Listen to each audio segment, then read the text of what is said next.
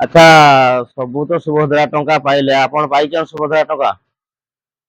ସୁଭଦ୍ରା ଟଙ୍କା ଗୋଟେ ପାଖରେ ଆମେ ହେଲି ଗୋଟେ ପାଖରେ, ହଁ କିନ୍ତୁ ଆମର ଯୋଉ ମହାନିଆ ଅଛନ୍ତି ଉପମୁଖ୍ୟମନ୍ତ୍ରୀ, ସେ ତ ବହୁତ ବଡ଼ କଥା କହୁଛନ୍ତି। ଆମର ଗୋଟେ କଥାରେ କୁହନ୍ତିନି ହୁଁ ଯେ ମୂର୍ଖ ଛୁଆର ବସ୍ତାନି ବଡ଼, ହୁଁ ଠିକ୍ ସେଇଭଳିଆ ପ୍ରଭାତୀ ପରିଡ଼ା ଯୋଉ କଥା କହୁଛନ୍ତି ତାଙ୍କର କଥା ଟିକେ ଅଧିକ, କାମ ଟିକେ କମ୍।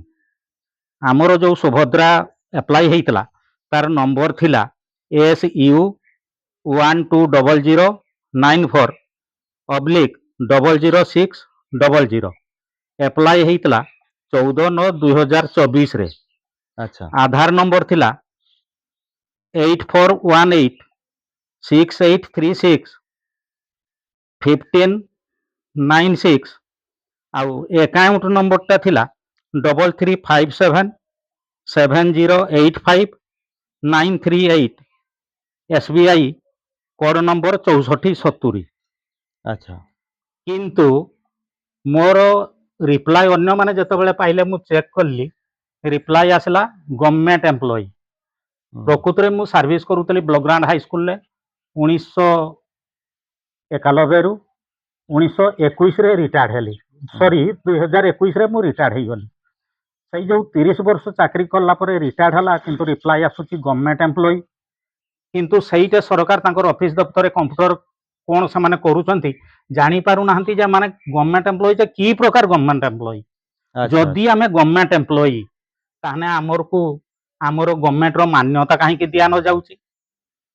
ସେଇ ଯୋଉ ଗଭର୍ଣ୍ଣମେଣ୍ଟ ଏମ୍ପ୍ଲୟି କହୁଛନ୍ତି ତାଙ୍କ ଯୋଉ ଅଫିସ ଦପ୍ତରରେ କମ୍ପ୍ୟୁଟର ମ୍ୟାନ୍ ମାନେ ବସିଛନ୍ତି, କୋଉ ପାସବୁକ୍ ମାଧ୍ୟମରେ ଆସୁଛି, କେତେ ପଇସା ଆସୁଛି, କୋଉ ପାସବୁକକୁ ଆସୁଛି, ଏବଂ ସରକାରୀ ଯୋଉ କର୍ମଚାରୀ ଗଭର୍ଣ୍ଣମେଣ୍ଟ ଏମ୍ପ୍ଲୟି କହୁଛନ୍ତି କାହାକୁ କହିବା ଆମେ?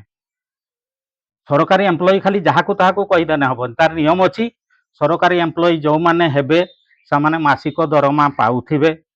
ସରକାରଙ୍କର ଯୋଉ ଡିଏ ରହିଛି ଆଡଜଷ୍ଟିଂ, ସେଇ ହିସାବରେ ସେମାନେ ଡିଏ ବଢିଲେ ଡିଏ ପାଉଥିବେ ହୁଁ ଏବଂ ପ୍ରତ୍ୟେକ ମାସରେ ତାଙ୍କର ଯାହା କିଛି ହବା କଥା ବେତନ ହଉ କିମ୍ବା ପେନସନ ହଉ ସେମାନେ ପାଉଥିବେ। ହୁଁ ତାହେଲେ ହେବେ ସେମାନେ ସରକାରୀ କର୍ମଚାରୀ। ହୁଁ କିନ୍ତୁ ମୁଁ ତ ସରକାରୀ କର୍ମଚାରୀ ନାହିଁ। ହୁଁ କିନ୍ତୁ ଏଇ ଯୋଉ ସରକାରୀ କର୍ମଚାରୀ କହିକିରି ଆମର ସୁଭଦ୍ରାଟା ପାଇଲି ନାହିଁ, ଯାହା ଫଳରେ କି ଆମେ ସ୍ୱାମୀ ସ୍ତ୍ରୀ ବହୁତ ମନସ୍ତାପ କଲି।